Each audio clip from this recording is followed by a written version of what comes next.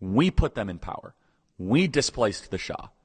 We displaced the democratically elected leader Mossadegh and put in the Shah, which then, of course, led to the Ayatollahs of Iran. And then finally, is a nuclear weapon against Iran a threat to America? Probably. Could be. It's a threat to Israel, but is it a threat to America? I mean, India has nuclear weapons. Pakistan has nuclear weapons.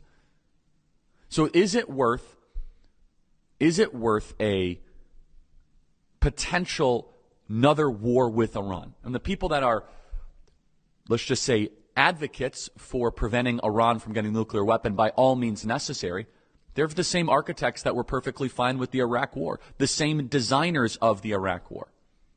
The primary way Iran can hurt this country is by sucking us into another Middle East quagmire, and they know it.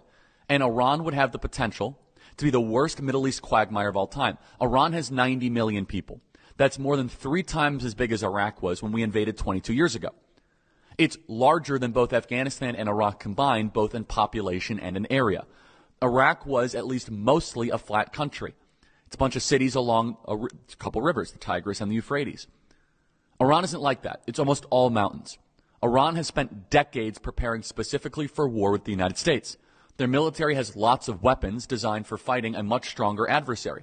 They have a lot of drones, a lot of speedboats, a lot of cheap, expendable weapons. They're far more formidable than Iraq or the Taliban were. And I seriously want your thoughts. Email me, freedom@charliekirk.com.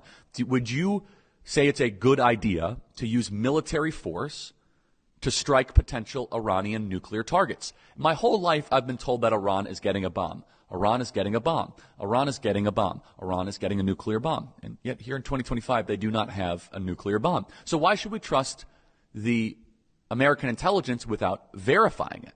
Now, the other side of the argument is, Iran is this big threat. The same people that told us that Iraq was a big threat, the same people that told us the Taliban was a big threat.